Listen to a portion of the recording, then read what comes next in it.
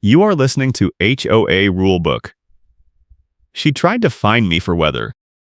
I am standing on my driveway at 7 in the morning, and Teresa Davis is already yelling at me about a violation I did not commit.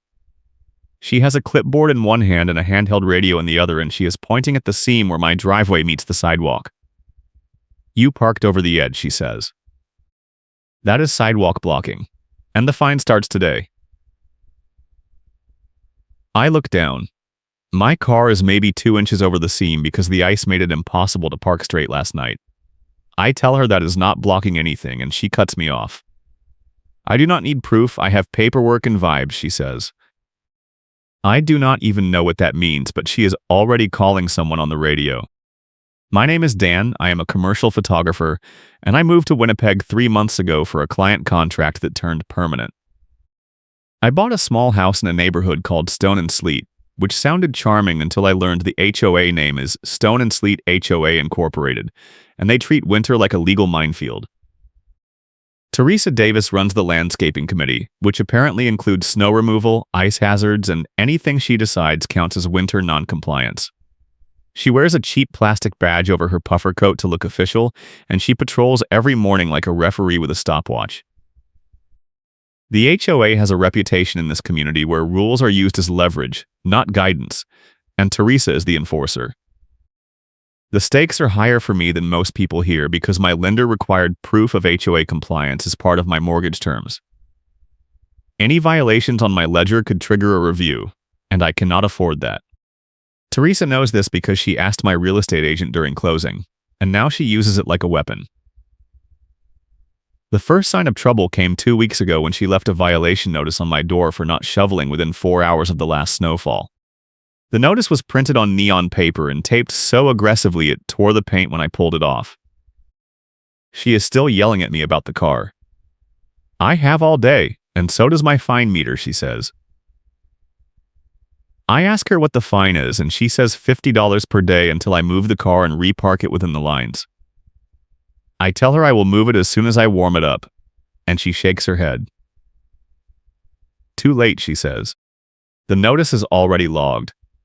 She taps her radio again and says something I cannot hear, and then a plow truck rolls up the street. The driver is pretending not to listen, but I can see him glancing over. Teresa turns to the plow driver and waves him closer. She asks if he saw my car blocking the sidewalk overnight, and he shrugs. I was not here overnight, he says. She frowns and writes something on her clipboard anyway. I realize she is building a case without evidence, and I need to start documenting this before it gets worse. I pull out my phone and take a photo of the car, the seam, and the sidewalk. Teresa sees me and steps closer. You cannot photograph HOA business, she says. I tell her this is my property and my car, and she can call the police if she thinks I am doing something illegal. She does not call anyone. She just writes another note on her clipboard and walks away. The plow driver lingers for a second and gives me a look that says he has seen this before. Then he drives off, and I am left standing in the cold with a fine I did not earn and a violation that makes no sense. I move the car, take more photos, and go inside to email the HOA board. I explain the situation, attach the photos, and ask for the fine to be removed. I get an auto reply that says the board meets once a month and all disputes must be submitted in writing at least 10 days before the meeting. Today is the 11th. I am already locked out of the next hearing. That afternoon, Teresa shows up again. This time she has a tape measure and a small plastic cone. She puts the cone on the sidewalk near my driveway and measures the distance from my front step to the cone. She writes down a number and takes a photo with her phone. I open the door and ask what she is doing, and she says she is documenting ice hazards. I look at the sidewalk. There is no ice there. I salted it this morning, and the pavement is dry. She ignores me and moves the cone to a different spot, closer to the neighbor's driveway. Then she takes another photo. I realize she is fabricating evidence, and I start filming her. She sees the camera and smiles. Go ahead, she says. I have all day, and so does my fine meter. Over the next week, Teresa escalates. She leaves a winter violation notice on my door that reads like a ransom note with a deadline that makes no sense. It says I have 48 hours to remove all snow piles from the front yard or face a $200 fine. I do not have snow piles. I have a small snowbank along the driveway where the plow pushed the street snow, and it is on my property, not the HOA common area. I take photos of the snowbank in the property line and I email the board again. No response. 2 days later, I get a letter from an attorney. It is full of bluff language meant to scare me into paying instantly, and it references multiple violations I have never heard of.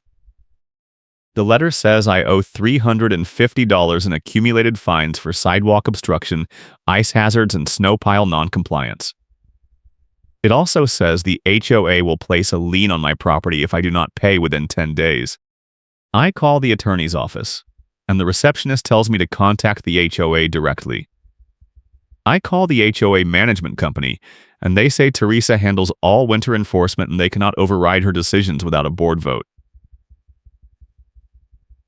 The next board meeting is 3 weeks away. I start gathering evidence. I walk the neighborhood with my camera and document every driveway and sidewalk. I find at least 6 properties with worse ice patches, bigger snow piles, and cars parked over the seam just like mine. None of them have violation notices. I take wide shots and close-ups, and I timestamp everything. I also print copies of the HOA bylaws and highlight the sections that define violations. The bylaws say fines require photographic evidence and a written warning before escalation. Teresa skipped the warning and went straight to the fine. I have proof she is selectively enforcing rules.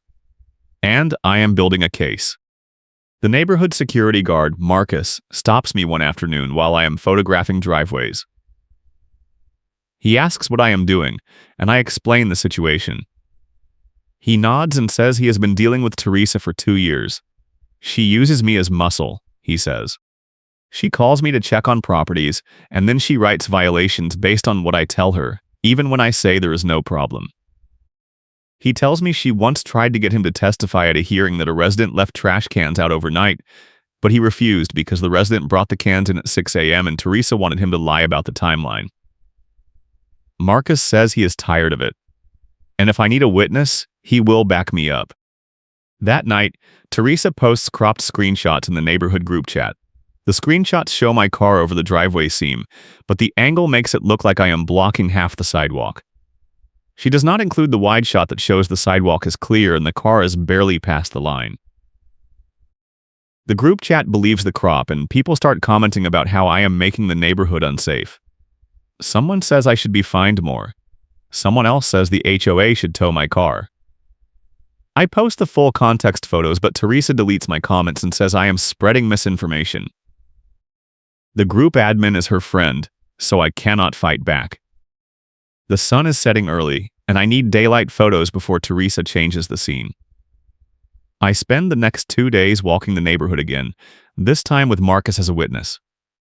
He points out properties Teresa has ignored, including one where the owner has not shoveled in a week and the sidewalk is a sheet of ice. Marcus says Teresa does not enforce rules there because that owner is on the HOA board. I photograph everything, and Marcus writes a short statement saying he has witnessed selective enforcement. I add it to my evidence file. 2 weeks later, Teresa tries to tow my car.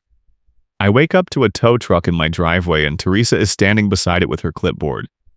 She tells the driver my car is illegally parked and needs to be removed immediately. I run outside in my pajamas and ask what is happening. Teresa says I violated the winter parking rules by leaving my car in the driveway overnight without moving it for snow removal access. I tell her there was no snow removal scheduled, and the HOA bylaws do not require overnight movement unless there is active plowing.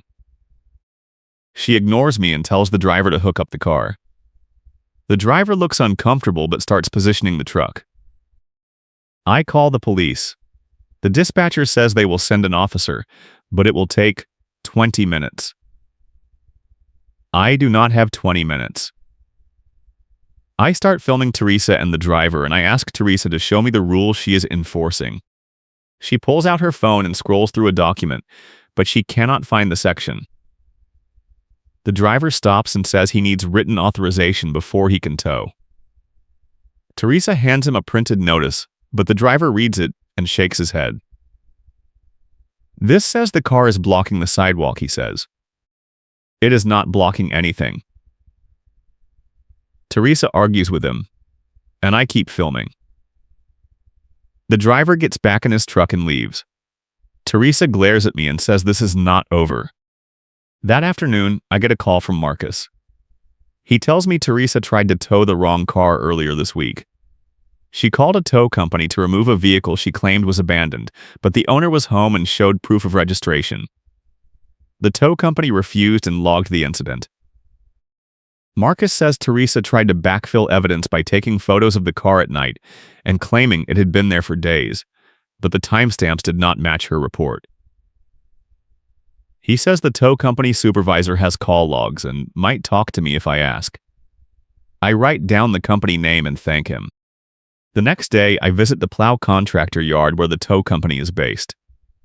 The supervisor, a woman named Claire, is skeptical at first, but when I explain what Teresa has been doing, she pulls up her records. She shows me the call logs from Teresa, including the one about the abandoned car and 3 others where Teresa requested tows without proper authorization. Claire says Teresa has been calling her company for months, always with incomplete paperwork and exaggerated claims. She also shows me a screenshot Teresa sent last month, instructing her to falsify a photo timestamp to make it look like a car had been parked illegally overnight. Claire refused, and Teresa threatened to report her company to the HOA board. Claire says she saved the screenshot and the email thread, and she is happy to provide copies if I need them. I ask Claire if she will testify or provide a written statement, and she agrees. She prints the call logs in the email thread and she writes a short affidavit describing Teresa's behavior. She also tells me Teresa called her this morning asking about another tow, and Claire refused. Teresa is panicking, Claire says. She knows something is coming. I thank her and leave with a folder full of evidence that will destroy Teresa's credibility. That night, I organize everything into a tabbed evidence binder. I include the comparison photo set showing multiple sidewalks worse than mine with 0 fines, Marcus's witness statement, Claire's affidavit and call logs, and the email thread where Teresa tried to falsify timestamps. I also include screenshots from the group chat showing Teresa's cropped photos and my full context responses. The binder is over 30 pages, and every page is damning. I let the meeting move on, because my move was not a speech, it was a document. The next morning, Teresa shows up at my door with a stopwatch and a checklist. She says the HOA received a noise complaint about my snowblower, and she is here to measure compliance. I tell her I do not have a snowblower. She looks confused and checks her clipboard. Then she says someone reported excessive noise during snow removal, and she needs to verify the source. I ask who filed the complaint, and she refuses to say. I tell her to leave, and she writes something on her clipboard. She says the complaint is logged regardless of my cooperation, and the board will review it at the next meeting. 2 days later, the noise complaint escalates. Teresa posts in the group chat that multiple residents have reported disruptive snow removal, and the HOA is considering a ban on motorized equipment before 8 a.m. I do not own motorized equipment, and I have been shoveling by hand since I moved here. I post a response with photos of my manual shovel and no snowblower in my garage, but Teresa deletes the comment again. The group admin says I am disrupting the discussion, and if I keep posting, I will be removed from the chat. I screenshot everything and add it to my binder. The HOA board meeting is scheduled for next week, and I am ready. I confirm with Marcus and Claire that they will attend as witnesses, and I print extra copies of the evidence binder for each board member. I also email the board president and request time to present my case. She responds with a 2-sentence email saying all disputes must follow the official complaint process, and I will have 5 minutes during the open forum. I accept the terms and start rehearsing my presentation. The night before the meeting, Teresa tries one more move. She leaves a notice on my door saying the HOA has scheduled an emergency hearing to discuss my violations, and if I do not attend, the fines will double. The notice says the hearing is at 7 a.m. the next morning, 1 hour before the board meeting.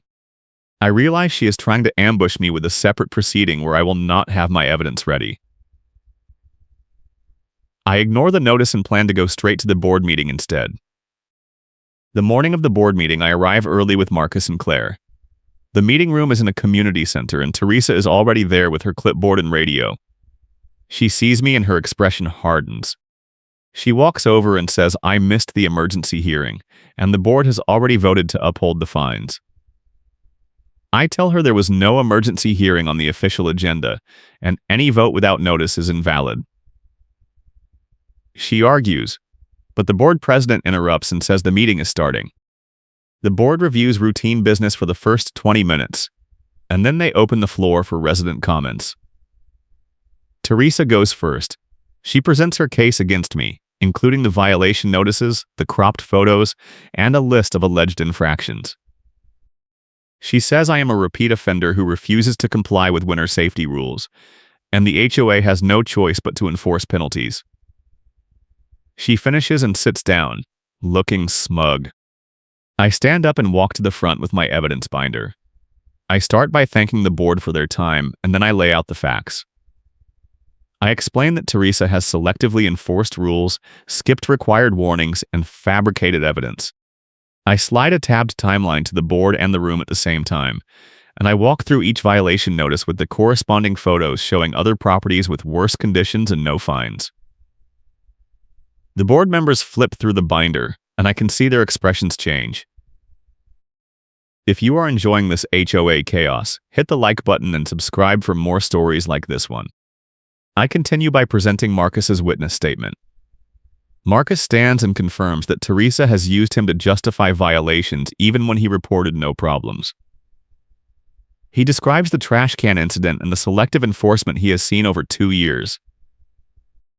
The board president asks Marcus if he is willing to provide a formal affidavit, and he says he already has. I hand the board Marcus's signed statement, and they add it to the record.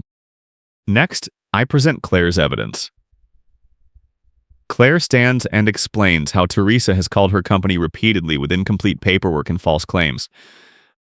She describes the screenshot where Teresa tried to get her to falsify a timestamp, and she provides the board with printed copies of the email thread and call logs. The board members pass the documents around, and one of them asks Teresa if she has a response. Teresa stands up and says Claire is lying, but she cannot provide any counter-evidence.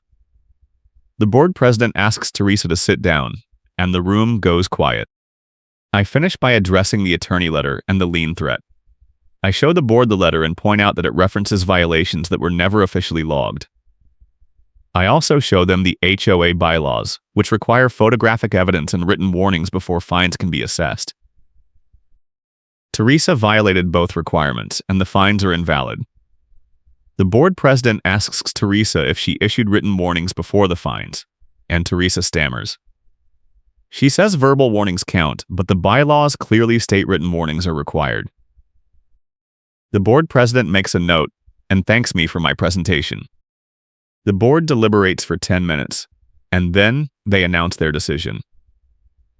They vote to void all fines against me, remove the violations from my ledger, and issue a written correction to all residents clarifying the winter enforcement rules. They also vote to require Teresa to submit all future violations to the board for approval before issuing fines. Teresa stands up and argues, but the board president cuts her off. The decision is final, she says. Teresa grabs her clipboard and storms out of the room. After the meeting, Marcus and Claire congratulate me. Marcus says he has never seen the board reverse a decision like that, and Claire says she is glad she could help. The board president pulls me aside and apologizes for the situation. She says Teresa has been a problem for a while, but no one had enough evidence to challenge her until now. She also says the board will review Teresa's role on the landscaping committee and consider whether she should remain in a leadership position. I thank her and leave with my evidence binder. The next week, I receive a formal letter from the HOA. It is a fine waiver in writing with a firm no-contact directive, stating that Teresa is prohibited from contacting me directly about violations and must route all complaints through the board. The letter also confirms that my ledger is clear and no violations will be reported to my lender. I file the letter with my mortgage documents and feel the weight lift. 2 weeks later, the HOA holds a special meeting to discuss Teresa's conduct. I do not attend, but Marcus texts me updates throughout. The board reviews the evidence I provided, along with complaints from other residents who have had similar experiences with Teresa. The board votes to remove Teresa from the landscaping committee and reassign winter enforcement to a neutral third-party management company. Teresa's own selective enforcement gets documented in the minutes, and the board president reads a statement clarifying that all residents will be held to the same standards going forward. A month later, I file a small claims case against the HOA for the costs I incurred defending myself, including the attorney consult, the evidence printing, and the time I took off work to attend the meeting. The HOA does not contest the claim, and the judge rules in my favor. The HOA loses in small claims and pays costs, including a penalty for issuing invalid fines without following their own bylaws. The settlement is small, but it sets a precedent for other residents who have been targeted by Teresa. Spring arrives, and the snow finally melts. The neighborhood feels different now. Teresa is rarely seen outside, and when she is, she avoids eye contact. The new management company sends out a winter enforcement survey asking residents to report problems with fairness and consistency, and several people mention Teresa by name.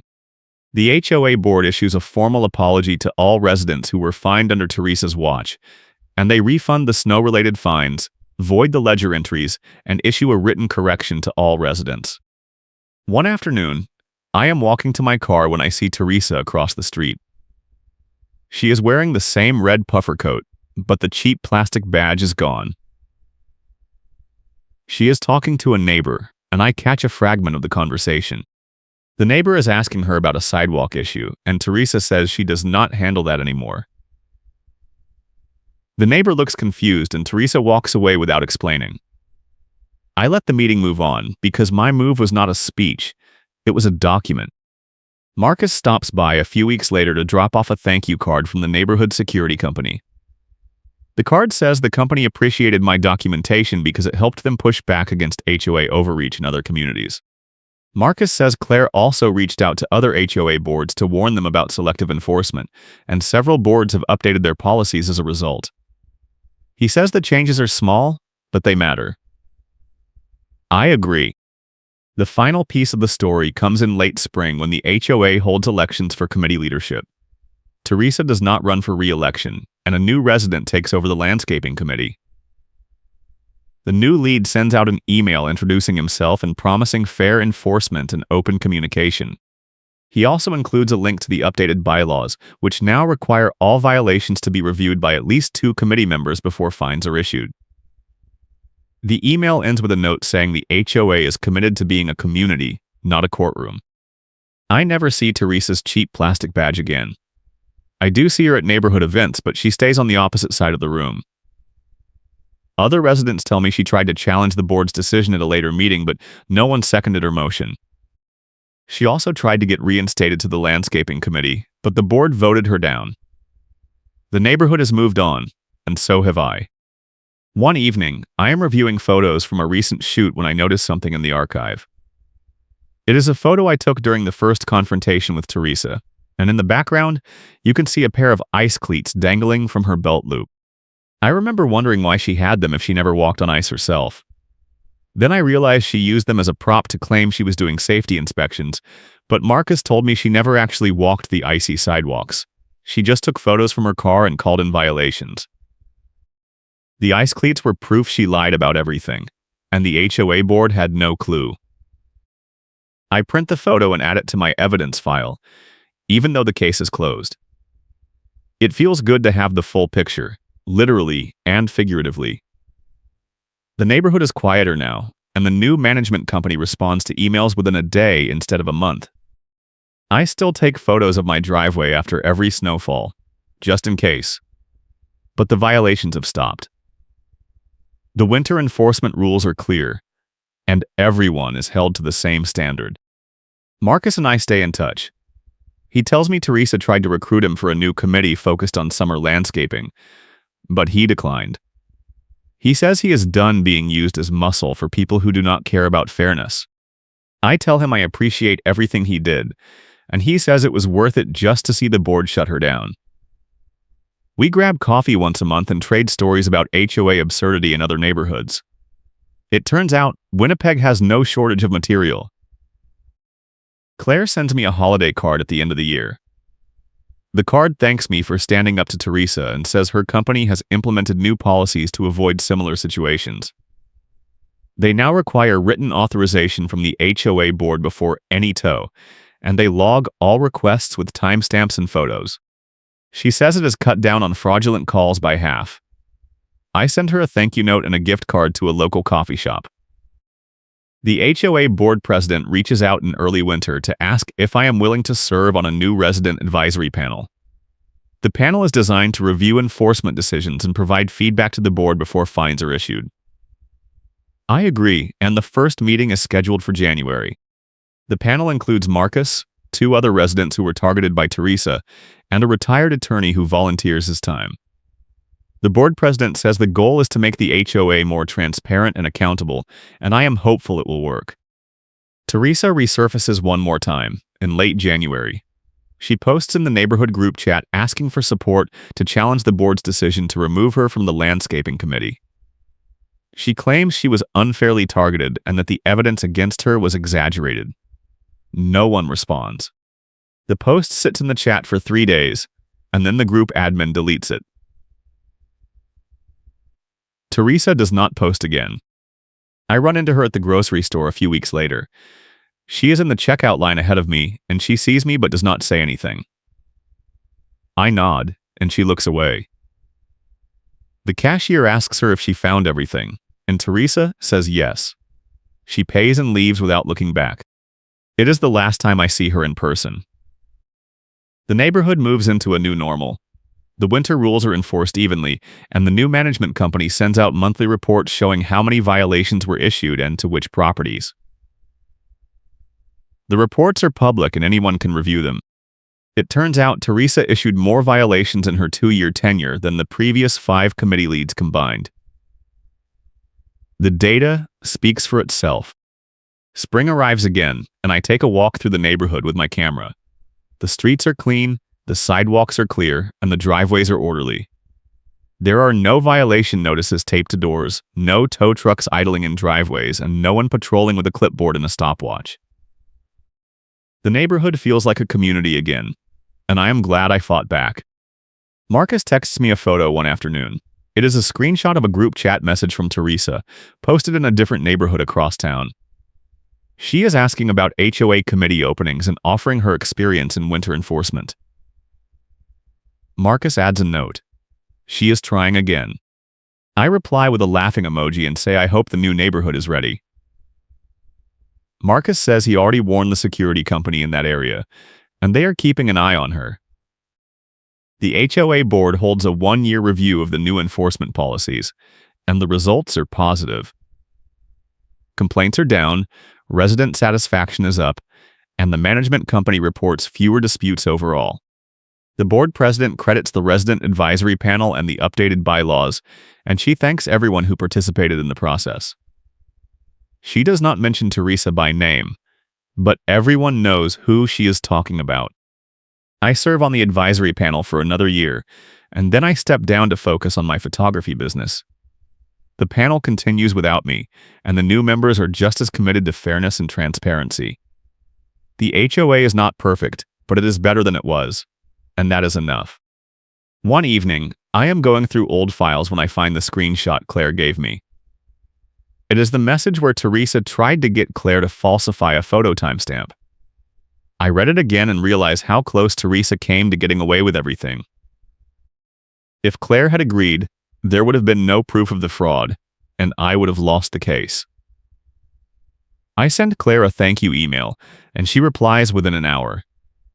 She says she is glad she said no, and she is proud of the changes that came out of it.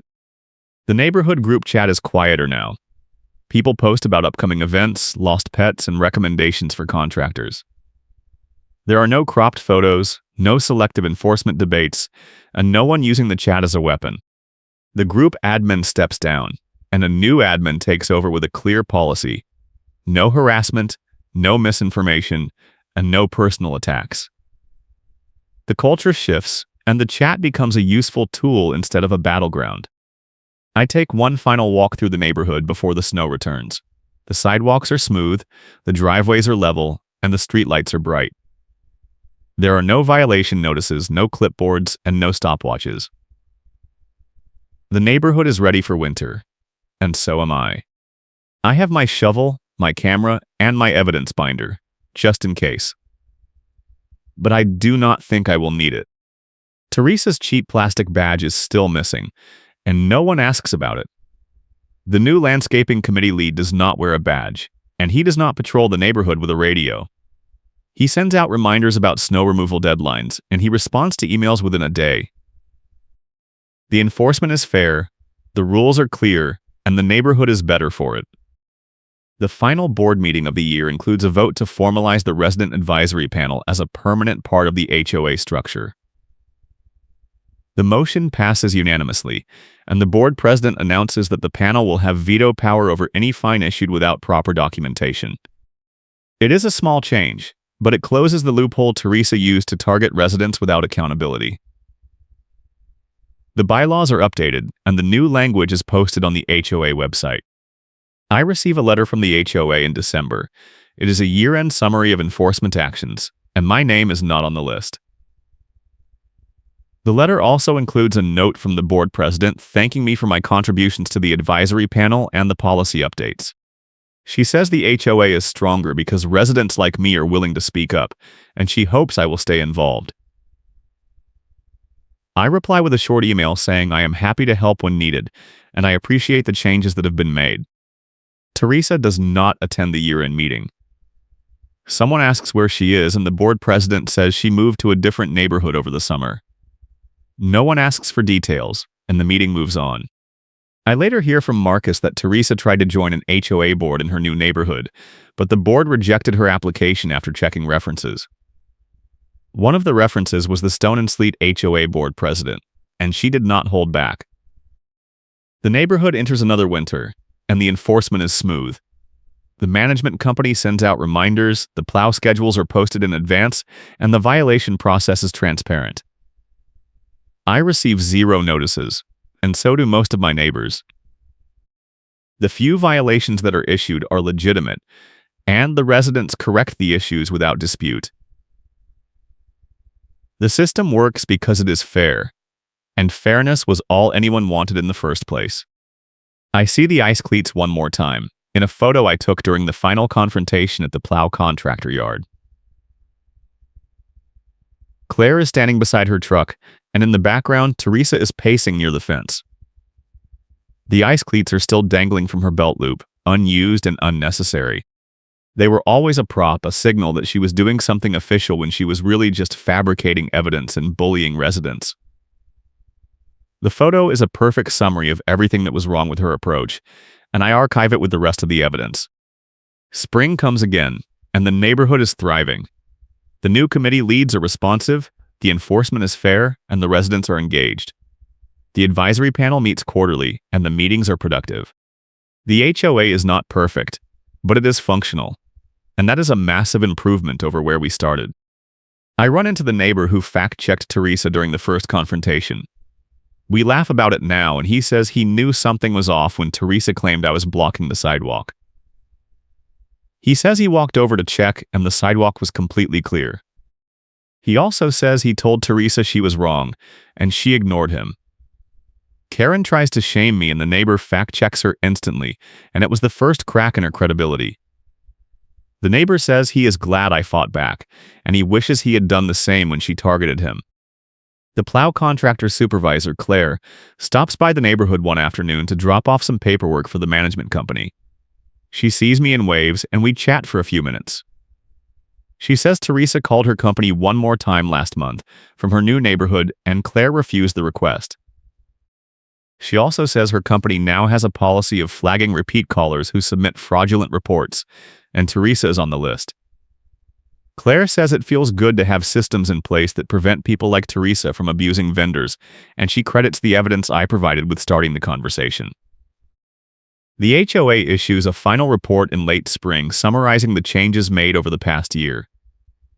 The report includes data showing a 50% reduction in disputes, a 30% increase in resident satisfaction, and 0 complaints about selective enforcement. The board president credits the advisory panel, the new management company, and the residents who spoke up when the system was broken. She does not name Teresa, but she does not need to. Everyone knows what the report is really about. I keep the evidence binder on a shelf in my office. I do not look at it often, but it is a reminder that documentation matters and systems can change when people are willing to fight for fairness. The binder is thick with photos, statements, call logs, and email threads, and every page represents a moment when I could have given up but chose to push forward instead. It is the best investment I ever made. The neighborhood is quiet now, and I like it that way. The rules are clear, the enforcement is fair, and the community feels like a community again. Teresa is gone, her cheap plastic badge is missing, and the ice cleats are probably gathering dust in a storage unit somewhere. The HOA learned that leverage without fairness is just bullying, and bullying does not work when people stand up and fight back with evidence, allies, and the truth. Thanks for watching, and I appreciate you being here.